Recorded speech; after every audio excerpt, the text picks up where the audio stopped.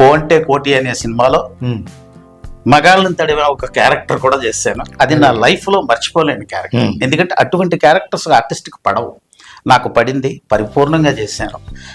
వెంకటేశ్వరరావు గారికి ఆ క్యారెక్టరే గుర్తింపు, గౌరవాన్ని ఇండస్ట్రీలో నిలబెట్టే పరిస్థితి ఇచ్చింది ఆ క్యారెక్టరే. అంతే, చిల్లర కొట్టి మాడ వెంకటేశ్వరరావు గారికి. అలాగా ఈ సినిమా కూడా ఏంటంటే నేను ఎంతో ఆశించాను. అంటే ప్రతి ఆర్టిస్ట్ కి ఏముంటుందంటే ఈ సినిమా సక్సెస్ అవుతుంది, ఈ సినిమా బాగా చేశాను అని ఒక కృషితో పట్టుదలతో చేస్తాం, ఆ ఆశ ఉంటుంది. కానీ సినిమా చాలా మంచి సినిమా, జనాలకి ఎక్కల, కారణాలు వేరే వేరే. కానీ నా నటన బాగుంది. కొంతమంది ఆర్టిస్టులు అందరూ ఇప్పటికీ చాలా మంది ఆర్టిస్టులు అంటారు, నిజంగా బుక్తా గారు ఆ క్యారెక్టర్ కానీ ఆ సినిమా సక్సెస్ అయితే మీరు ఎక్కడో ఉందరు అంట. అట్లా కొన్ని ఇష్టమైనవి, కొన్ని మంచి క్యారెక్టర్స్ కూడా చేశాను నేను. అది సో సినీ నటులుగా మీ ప్రస్థానం స్పీడ్గా నడుస్తుంది అనేది ఒప్పుకోవలసిన ఒక నిజం. ఎస్, ఈ నిజమైన నిజానికి వెనకతల మీ కష్టం చాలా ఉంది.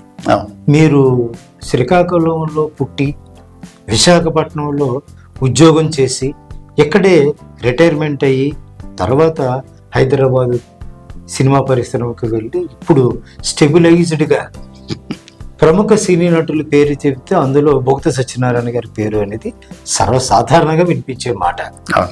అయితే విశాఖపట్నంలో ప్రయాణం మొదలుపెట్టిన మీరు తొలి సినిమా అవకాశాన్ని ఏ సినిమాతో పొందారు, ఏ దర్శకుని ఆధ్వర్యంలో, ఏ విధంగా మీకు వచ్చింది? అది యాదృశ్చికంగా జరిగిందండి. నేను అప్పటికి అసలు యాక్చువల్గా నాటకాలు వేసేవాడిని మిశ్రో గారితో. నాటకాలు వేస్తూ ప్రముఖ సినీ నటులు దివంగతులు డి అప్పారావు గారిని, వైజాగ్ టాప్ ఆర్టిస్ట్, అవును, ఆయన ఆర్ఎన్ఆర్ మూర్తి గారి సినిమాలు చాలా చేశారు, ఎక్కువ చేసేవారు. ఒక రోజు ఆయనేమో వెళ్తున్నారు షూటింగ్, అంటే ఆడిషన్స్ అవుతున్నాయండి అక్కడ. అన్నారు, బుగత గారు మీరు ఆదివారమే కదా రండి, సరదాగా ఇక్కడే పిఠాపురం దగ్గర పెద్దాపురం ఊర్లో షూట్ జరుగుతుంది రండి అని. సార్ నేను ఎప్పుడు సినిమా చేయలేదు సార్, నాటకం చేశాను, మిమిక్రీ చేస్తాను, యాసలు మాట్లాడతాను, నాకు అదే కావాలి అనేవారు ఆయన.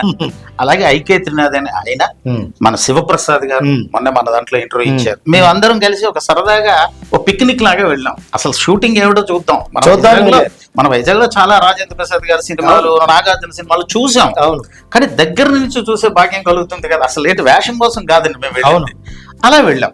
వెళ్ళేటప్పటికి ఆర్ఎన్ఆర్ గారు అందరినీ పిలిచి ఆడిషన్స్ చేస్తున్నారు. డి అప్పారావు గారు భుజం మీద తీసుకెళ్ళి, అవును నేను బుగత సత్యనారాయణ గారు మంచి వాయిస్ అండి, ఆల్ ఇండియా రేడియోలో ఆర్టిస్ట్ అంటే, అలాగా రండి బ్రదర్ రండి,